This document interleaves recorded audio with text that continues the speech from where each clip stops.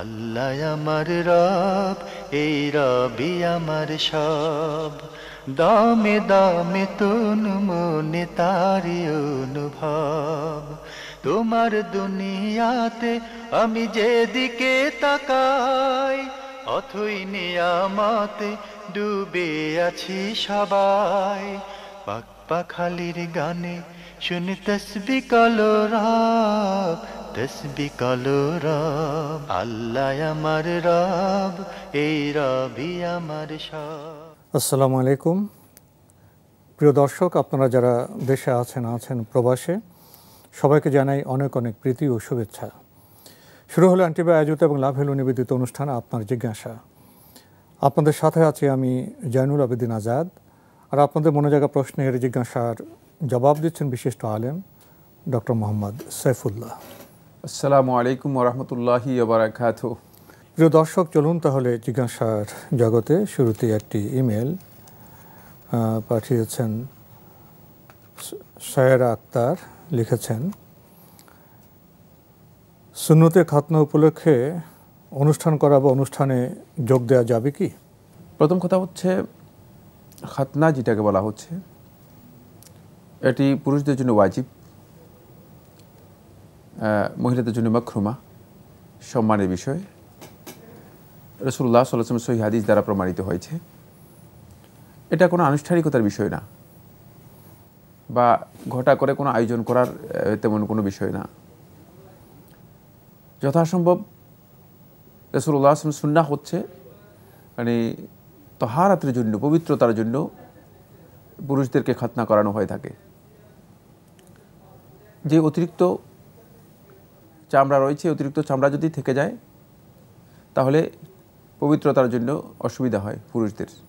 সেক্ষেত্রে ইসলাম এই বিধান দিয়েছে, যাতে করে খাতনার মাধ্যমে এই তহারাত হাসিল হয়ে থাকে। ফলে এটাকে খাতনাও বলা হয়ে থাকে। আবার আরবিতে আরব দেশের বিভিন্ন ভূখণ্ডে, বিভিন্ন দেশে তাতহীর বলা হয়ে থাকে। এটা মানে এর মাধ্যমে পবিত্র করা হয়ে থাকে। এটা কোনো আনুষ্ঠানিকতার বিধান এর মধ্যে নেই, এবং যথাসম্ভব মানে খুব অল্প সময়ে, মানে ছোট থাকতেই করা হলেও এর বিধান। নবী সাল্লাল্লাহু আলাইহি ওয়াসাল্লামের সময়ও ছোটদের করা হতো। পরবর্তী সময়ে মূলত এটাই মানে ওলামায়ে কেরাম গ্রহণ করেছেন, সেটা হলো একবার ছোট থাকতেই সেটা করা হতো। বর্তমানে আমরা আরব বিশ্বে বা সৌদি আরব সহ অন্যান্য দেশে দেখতে পাই যে একেবারেই 7 দিন অথবা 14 দিন অথবা 1 মাসের মধ্যেই এটা খাতনা করানো হয়ে থাকে। কিন্তু আমাদের দেশে দেখা যায় যে এটাকে মানে অনেক ডিলে করা হয়। বয়স 7 বছর 8 বছর মানে এই ধরনের হয়ে যায়, 10-12 বড় হয়ে যায়, তখন করা হয়ে থাকে, এবং এর জন্য গোটা করে করা হয়ে থাকে। এইসব আসলে সালফে সালিহিনের মানহাজ দ্বারা প্রমাণিত হয়নি, সালফে সালিহিনের আমল দ্বারা এটা প্রমাণিত হয়নি। মানে আমরা এটা বুঝাতে পেরেছি যে এটা এই ধরনের আমল আমরা পাইনি। বাকি যদি এমনি আনুষ্ঠানিকতা বাদ দিয়ে, ঘটা করে যে অনুষ্ঠান করা থাকে, এই সব কিছু বাদ দিয়ে যদি কেউ মানে লোকদেরকে দাওয়াত দেন এমনি খাওয়ানোর জন্য, সেটা মানে হতে পারে। মানে এই খাওয়ানোর বিষয়টি ইসলামী শরীয়তের মধ্যে গর্হিত নয়, তবে সেটাকে ইবাদত মনে করা অথবা সুন্নত মনে করা অথবা মানে এটা ইসলামী শরীয়তের একটা বিধান হিসেবে গ্রহণ করা, এই ধরনের কোনো যৌক্তিকতা নেই। এক্ষেত্রে আল্লাহর বান্দাগণ যেহেতু পূর্ববর্তীদের অনুসরণের মধ্যেই আমাদের জন্য কল্যাণ রয়েছে, আর আমাদের কাছে সবচেয়ে বড় মুক্তাদা, সবচেয়ে বড় অনুসরণীয় ব্যক্তি রয়ে গেছেন যিনি আমাদের একমাত্র মডেল। লাকাদ কানা লাকুম ফি রাসূলিল্লাহি উসওয়াতুন হাসানাহ। আল্লাহ রাসূলের মধ্যেই তোমাদের জন্য উত্তম মডেল রয়ে গেছে, উত্তম আদর্শ রয়ে গেছে। সুতরাং রাসূলুল্লাহ সাল্লাল্লাহু আলাইহি ওয়াসাল্লাম যেটা করেননি, সেটা করার মধ্যে যে আমাদের জন্য অনেক কল্যাণ রয়ে গিয়েছে, এই কথা বিবেচনা করার সামান্যতম কোনো সুযোগ নেই। এটা আমাদের খেয়াল রাখতে হবে। আমরা জানলাম। প্রিয় দর্শক আরও লিখেছেন, মেয়েরা মাহরাম ছাড়া বাড়ির বাইরে থেকে চাকরি বা পড়াশোনা করতে পারবে কি? মেয়েদের জন্য মানে তারা হোস্টেলে থেকে অথবা নিরাপদ কোনো মানে জায়গায় থেকে, মহিলাদের যেখানে মানে নিরাপত্তার বিষয়টি 100% গ্যারান্টি রয়েছে, নিরাপত্তার বিষয়ে কোনো ধরনের সংশয় সন্দেহ নেই। সামান্যতম যদি সন্দেহ থাকে তাহলেও সেখানে মেয়েদেরকে রাখা জায়েজ নেই। যদি কোনো ধরনের সন্দেহ নেই, এই ধরনের নিরাপদ কোনো জায়গায় তারা থাকে, সেই ক্ষেত্রে থেকে তারা তাদের প্রয়োজনীয় কাজ, যেগুলো তাদের কেরিয়ারের জন্য হতে পারে, চাকরির জন্য হতে পারে, অথবা প্রশিক্ষণের জন্য হতে পারে, তাদের এই কাজগুলো করা তাদের জন্য জায়েজ না জায়েজ নয়, মানে তাদের সেখানে থাকা তাদের জন্য জায়েজ হয়েছে। এর জন্য ওই জায়গায় থাকার জন্য শর্ত নয় মেয়েদের জন্য যে মেয়েদের ওই জায়গায় তাদের মাহরাম থাকতে হবে তাদের সাথে, এটা থাকা শর্ত নয়। কারণ মাহরামের শর্তের বিষয়টি শুধুমাত্র দুই ক্ষেত্রে করা হয়েছে। একটি হচ্ছে যখন সফর হবে, যেটাকে শরীয়তের পরিভাষায় সফর বলা হয় থাকে, মানে সফরের মধ্যে যখন হবে, মানে এই মানে সফরের জন্য মাহরামের প্রয়োজন রয়েছে। দ্বিতীয়ত এমন দূরে যাওয়া, যে এই দূরে যাওয়ার বিষয়টি মানে মাহরাম ছাড়া সম্ভব নয়, মানে সফরের দূরত্বের চেয়ে বেশি এই ধরনের দূরত্ব অতিক্রম করা, সেক্ষেত্রে শুধুমাত্র মাহরাম এর বিষয়ে বাধ্যতামূলক করে দেওয়া হয়েছে। কিন্তু মানে এমন দূরত্ব যেমন খুবই কাছে 10 কিলোমিটার 20 কিলোমিটার, মানে কাছাকাছি দূরত্ব, যেটা সফরের দূরত্ব নয়, এর চেয়ে কম দূরত্ব। সফরের দূরত্বের বিষয়টি আপেক্ষিক এবং আনুপাতিক, কিন্তু অধিকাংশ ওলামায়ে কেরাম কেউ 80 কেউ 84 কিলোমিটারের কথা উল্লেখ করেছেন। এই 84-80 কিলোমিটার যারা উল্লেখ করেছেন, মানে এর কাছাকাছি হবে কোনো সন্দেহ নেই। আব্দুল্লাহ ইবনে আব্বাস রাদিয়াল্লাহু তাআলা বর্ণিত একটি আসারের মধ্যে সাব্যস্ত হয়েছে, তিনি বলেছেন মিন মাক্কা ইলা উসফান, মক্কা থেকে উসফান, ওয়াদি উসফান পর্যন্ত যতটুকু দূরত্ব রয়েছে এদিকে ইঙ্গিত করেছেন। ওয়াদি উসফান পর্যন্ত আমরা জানি 81 কিলোমিটার দূরত্ব। তাই যদি মাসাফাতুল কসর, সফরের যে দূরত্ব রয়েছে এর চেয়ে কমে, মানে সাধারণ যে দূরত্ব রয়েছে যেটা স্বাভাবিকভাবেই সফর মনে করা হয় না, মানে এই দূরত্ব যদি হয়ে থাকে, সেক্ষেত্রে যদি মেয়েরা একাকী সফর করে বা একাকী বের হয়, এই বের হওয়ার কোনো নিষেধাজ্ঞা নেই, এক্ষেত্রে মাহরামের প্রয়োজন নেই। নবী সাল্লাল্লাহু আলাইহি ওয়াসাল্লাম হাদিস দ্বারা এটা বোঝা যাচ্ছে না যে এক্ষেত্রে তাদের মাহরামের প্রয়োজন হতে হবে বা মাহরাম লাগবে। তাই এটা আমাদের খেয়াল রাখতে, মাহরামের যে দুটি মানে স্পেস রাসূলুল্লাহ সাল্লাল্লাহু আলাইহি ওয়াসাল্লাম উল্লেখ করে দিয়েছেন, 2-3 জায়গা উল্লেখ করে দিয়েছেন, এই জায়গা ছাড়া বাকি ক্ষেত্রে মাহরামের মানে নারীদের প্রয়োজন নেই। নারীরা তাদের প্রয়োজন মেটাতে পারবে এবং তারা যেতে পারবে। যেমন যদি কেউ তার বাড়ি থেকে মানে হাঁটার মানে আধা কিলোমিটার 1 কিলোমিটার হাঁটার জায়গায় তিনি যদি প্রয়োজনে মার্কেটে যান, বাজারে যান, এটা তার জন্য মাহরাম নিয়ে যেতে হবে, এটা শর্ত নয়, মাহরাম নিয়ে যেতে হবে। তবে ইসলামের প্রথম যুগ থেকে আরম্ভ করে বর্তমান যুগ পর্যন্ত মানে যে বিষয়টি আমরা লক্ষ্য করে এসেছি এবং প্রায় মানে এই মানে বলা যেতে পারে মানব সভ্যতার মধ্যে যেটা সবচেয়ে বেশি মানে গ্রহণযোগ্য মানুষের কাছে, সেটা হচ্ছে এই নারীরা যখনই কোনো কারণে প্রয়োজনে বের হতো, যদি কারো মানে বড় ধরনের কোনো গ্রস মানে সমস্যা না থাকে, সেক্ষেত্রে অবশ্যই তাদের সাথে একজন মানে সহযোগী সাথে বের হতো, সাথে পুরুষ থাকতো, মানে স্বামী থাকতো অথবা পিতা থাকতো অথবা ভাই থাকতো অথবা মানে একান্ত কাছের কেউ থাকতো তাদেরকে সহযোগিতা করার জন্য। যেহেতু মানে এটা এই বিধানটি বা এই প্রচলনটি, এই প্রথাটি শুধুমাত্র মুসলিম সমাজে ছিল এমন নয়, এটা পৃথিবীর ইতিহাসে সকল সমাজে বিরাজ ছিল এবং বর্তমানেও আছে। যথাসম্ভব চেষ্টা করা, সেটা হচ্ছে এই নারীদের কারামা যেটা রয়েছে, মানে মর্যাদার যে বিষয়টি রয়েছে, সেটাকে সংরক্ষণ করার ইসলাম সকল ব্যবস্থা নারীদের জন্য করেছে। এটা নারীদের জন্য মর্যাদার বিষয়, এটা নারীদের জন্য প্রগতির বিষয়, এটা নারীদের জন্য কোনোভাবেই মানে নারীদের প্রগতি বিরোধী নয়।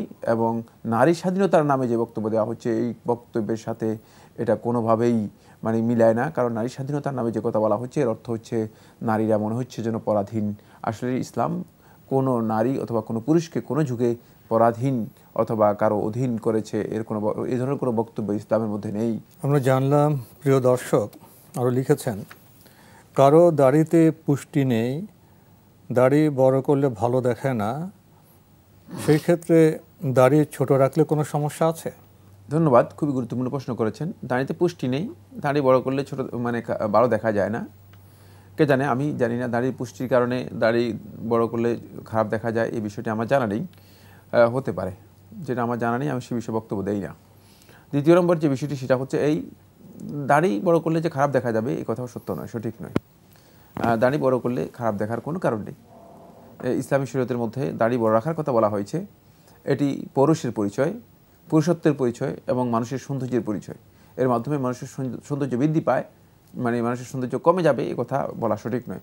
যারা মনে করেন যে সৌন্দর্য কমে যাবে, তারা আসলে ভুল মানে একটা দিগন্তে আছেন, যেটা সঠিক বক্তব্য নয়। 3 নম্বর যে পয়েন্টটি আমি আলোচনা করব, সেটা হচ্ছে এই দাড়ি তিনি যদি ছোট রাখেন, এটাও হারাম কিছুই নয়। দাড়ি ছোট রাখা তার জন্য জায়েজ রয়েছে। ছোট রাখার ক্ষেত্রে তিনি যদি এক মুষ্টির চেয়ে কম রাখেন তাহলে নবী সাল্লাল্লাহু আলাইহি ওয়াসাল্লামের সুন্নাহ এর মাধ্যমে আদায় হবে না। তবে এক মুষ্টি পরিমাণ রাখলে অথবা এর কাছাকাছি যদি তিনি রাখেন তাহলে নবী সাল্লাল্লাহু আলাইহি ওয়াসাল্লামের সুন্নাহ এর অনুসরণ করেছেন, এটি প্রমাণিত হবে। সেক্ষেত্রে উত্তম হচ্ছে যেটা, সেটা হলো রাসূলুল্লাহ সাল্লাল্লাহু আলাইহি ওয়াসাল্লামের নির্দেশনা অনুসরণ করা। দাড়ির ক্ষেত্রে আল্লাহ রাসূল সাল্লাল্লাহু আলাইহি ওয়াসাল্লামের নির্দেশনা সবচেয়ে উত্তম নির্দেশনা। তবে রাসূলুল্লাহ সাল্লাল্লাহু আলাইহি ওয়াসাল্লাম একথা বলেন নাই যে মানে দাড়ি রাখবে এমনভাবে যে দাড়ি রাখার মাধ্যমে অনেককে দেখা যায় যে মনে হচ্ছে না বাউল ভাব, এবং এটি আহলুল হাদিস মুহাদ্দিসিনগণ এটাকে অপছন্দ করতেন। নবী সাল্লাল্লাহু আলাইহি ওয়াসাল্লামের দাড়ির মধ্যে সৌন্দর্যটা কী ছিল, সেটা হচ্ছে এই নবী সাল্লাল্লাহু আলাইহি ওয়াসাল্লাম দাড়ি এটাকে বলে চিরুনি দিয়ে আশ্রাইতেন এবং মানে বিন্যস্ত মানে করে রাখতেন। মানে বোঝা যাচ্ছে এখান থেকে এই মেসেজ আমরা নিতে পারি, সেটা হচ্ছে সৌন্দর্যের বিষয়টি নবী সাল্লাল্লাহু আলাইহি ওয়াসাল্লাম সেখানেও মানে খেয়াল করতেন নবী সাল্লাল্লাহু আলাইহি ওয়াসাল্লামের। কিন্তু একদলকে দেখা যায় যে দাড়ি এবারে উস্কো খুস্কো এমনভাবে রাখেন যে মানে এলোমেলো বাউল টাইপের মানে যেই মানে অবস্থা, এই ধরনের মানে পদ্ধতি নবী সাল্লাল্লাহু আলাইহি ওয়াসাল্লামের দাড়ির সুন্নাহ পদ্ধতির সাথে সামঞ্জস্যপূর্ণ নয়। আহলে হাদিসগণ এই ধরনের বক্তব্য দিয়েছেন। লিখেছেন, মসজিদে গিয়ে দেখা গেল নামাজ আরম্ভ হয়ে গেছে, সামনের কাতার পরিপূর্ণ, পেছনের কাতারে একা দাঁড়িয়ে ইমামকে অনুসরণ করলে কি নামাজ হবে? অবশ্যই পেছনের কাতারে একা নিয়ত করবেন, কারণ সামনের কাতারে যদি আপনার জায়গা না থাকে আপনি কোথায় মানে ইমামের ইক্তেদা করবেন? পেছনে আপনাকে ইক্তেদা করতে হবে। সেক্ষেত্রে আপনি যদি অন্য লোক আসে, উত্তম হচ্ছে অন্য লোকদের সাথে মানে একসাথে আপনি নিয়ত করা। কিন্তু দেখছেন কোনো লোক নেই, আপনি ইমামের পেছনে ইক্তেদা করে যাবেন, কারণ আপনি জানেন যে মসজিদে আরও অন্যান্য লোকেরা আসবে। সেক্ষেত্রে আপনার একা নিয়ত করলেই আপনার সালাত হয়ে যাবে। পরবর্তী সময়ে যদি কেউ নাও আসে আপনার সালাত হয়ে যাবে। একটি মাসআলার মধ্যে আলেমদের দ্বিমত হয়েছে, সেই মাসআলাটি খুবই গুরুত্বপূর্ণ। সেটা হলো মসজিদের মধ্যে সফের পেছনে একা সালাত আদায় করার বিষয়ে যদি সামনের সফ খালি থেকে যায়, মানে সামনের কাতারে দাঁড়ানোর মতো জায়গা আছে, তারপরেও পেছনে দাঁড়িয়েছে অথবা কাতারের অনেক পেছনে দাঁড়িয়েছে, কাতারের সাথে যে সংশ্লিষ্টতার বিষয় ছিল সেই সংশ্লিষ্টতা নেই, মানে একাকী পেছনে দাঁড়িয়েছে অনেক দূরে, তার সালাত হবে কিনা এই মাসআলাটি নিয়ে মূলত আহলুল ইলমদের মধ্যে ইখতিলাফ হয়েছে। সুতরাং অনেকেই আছেন যারা এই মাসআলাটির বিষয়ে মানে কোথায় মাহাল্লুল খিলাফ, মানে কোন জায়গাটুকুতে ইখতিলাফ হয়েছে সেটা জানেন না। যে এমন ব্যক্তি নয় যে ব্যক্তি আসলে সামনের কাতারে কোনো জায়গায় নেই, সামনের কাতারে জায়গা না থাকলে তিনি দাঁড়াবেন কোথায়? তিনি তো অবশ্যই সালাতে ইক্তেদা করতে হবে, তখন তো তিনি অবশ্যই ইমামের পেছনে দাঁড়াবেন এবং সফের পেছনেই তাকে দাঁড়াতে হবে। একাকী হলেও দাঁড়াবেন, একাকী হলেও তিনি অবশ্যই ইক্তেদা করতে হবে। মানে সেক্ষেত্রে মানে তার জন্য যদি ইমামের সাথে গিয়ে দাঁড়াতে পারেন সেটাও তার জন্য জায়েজ রয়েছে। সেখানে অনেকগুলো অপশান রয়েছে, কোথায় দাঁড়াবেন সেখানে অনেকগুলো অপশান রয়েছে, সেটা আরেকটি ভিন্ন মাসআলা।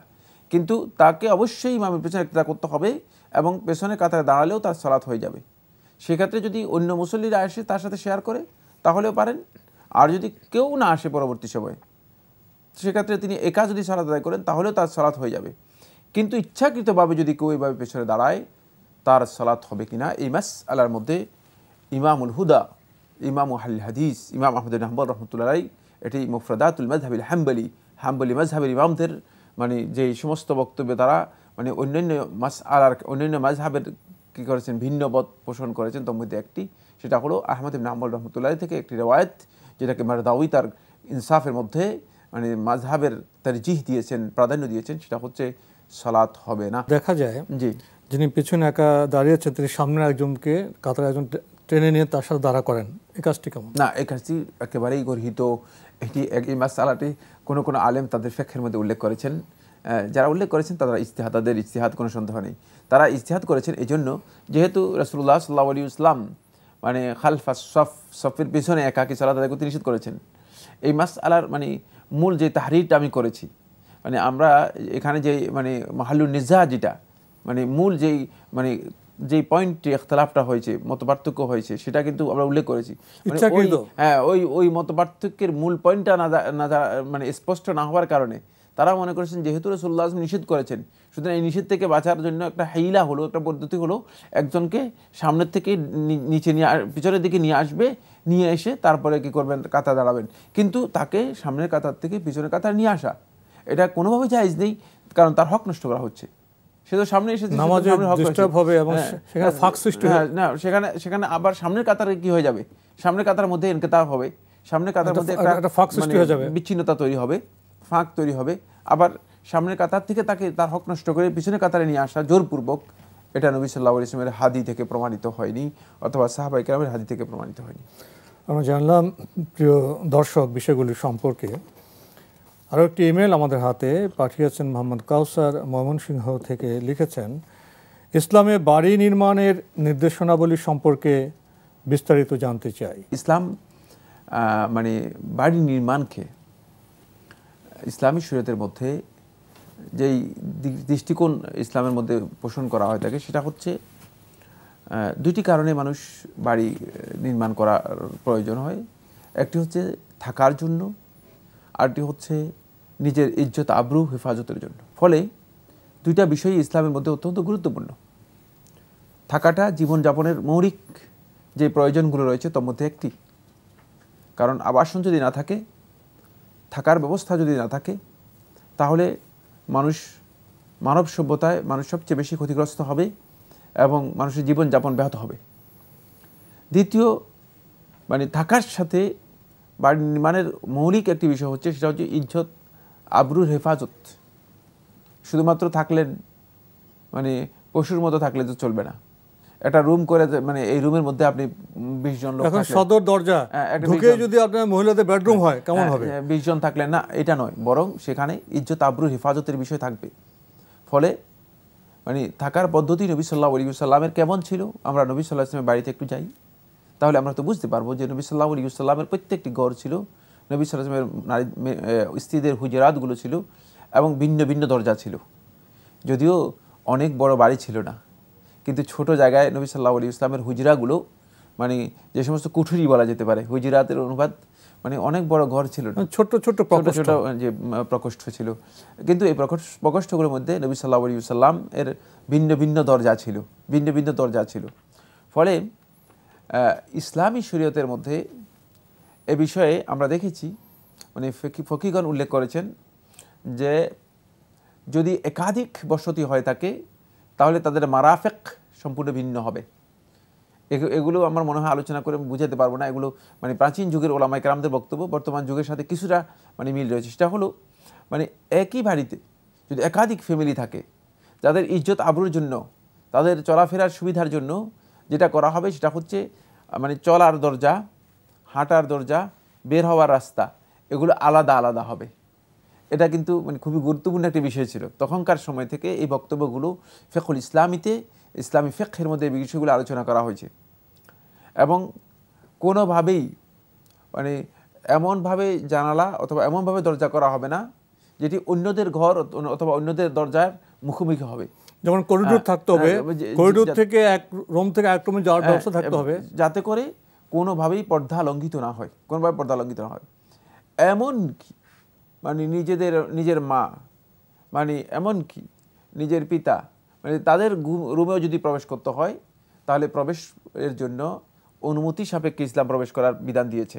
এখানে মানে এটা এমন যে সদরঘাট বলতে বোঝায়, মানে সদরঘাট নয়, সদরঘাট বলতে বোঝানো হচ্ছে একেবারে খোলা, মানে সব দিক থেকে খোলা, যেদিক থেকে খুশি দিকে ঢুকতে পারবেন, এমনটি মানে বাড়িঘরের বিধান ইসলামের মধ্যে ছিল না। কিন্তু বর্তমানে যেহেতু মানুষের কাছে জায়গার অভাব এবং বাড়ি নির্মাণের জন্য যে পরিমাণের জায়গার প্রয়োজন, যে স্পেসের প্রয়োজন, রাস্তাঘাটের জন্য যে স্পেস প্রয়োজন, সেগুলোর অভাব আছে। সেক্ষেত্রে দেখা যায় যে অনেকটা মানে মানুষ সংকীর্ণ জায়গায়, অল্প জায়গার মধ্যে অনেকগুলো বহুতল বিশিষ্ট ভবন করতে বাধ্য হয়। কিন্তু সকল ক্ষেত্রেই যখন আমরা ঘর নির্মাণ করব অথবা বাড়ি নির্মাণ করব, তখন কিন্তু আমাদের দুটি জিনিস মাথায় রাখতে হবে। একটি হচ্ছে নিজেদের ইজ্জত আবরুর বিষয়টি, এবং আরেকটি বিষয় সেটা হচ্ছে নিরাপত্তা এবং থাকার বিষয়টি, যাতে করে নিরাপদভাবে মানে থাকা যায় সেভাবে চিন্তা করেই বাড়িঘর করতে হবে। কোনোভাবেই মানে এমনভাবে হবে না যেখানে ইসলামী শরীয়ত অনুযায়ী দরর হতে পারে অথবা দেরার হতে পারে। দরর কি, দেরার কি, এটা একটু জেনে শেষ করে দিচ্ছি। সেটা হলো দরার হচ্ছে নিজের ক্ষতি হবে এমন কিছু করা যাবে না, আর দেরার হচ্ছে অন্যের ক্ষতি হবে এমন কিছু করা যাবে না।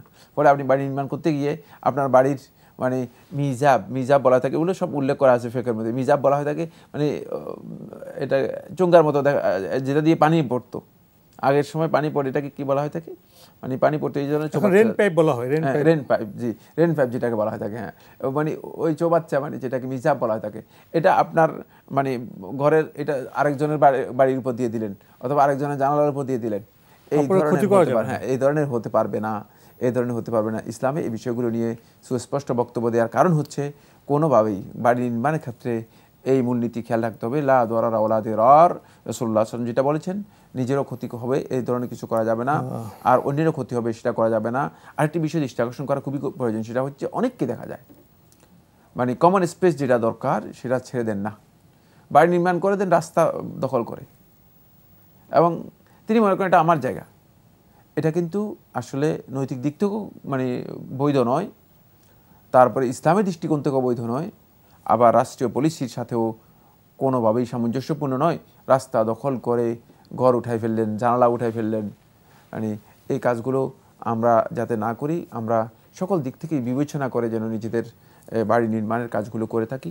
আমার মনে হয় আপনার প্রশ্ন যতটুকু আমরা বুঝতে পেরেছি ততটুকু।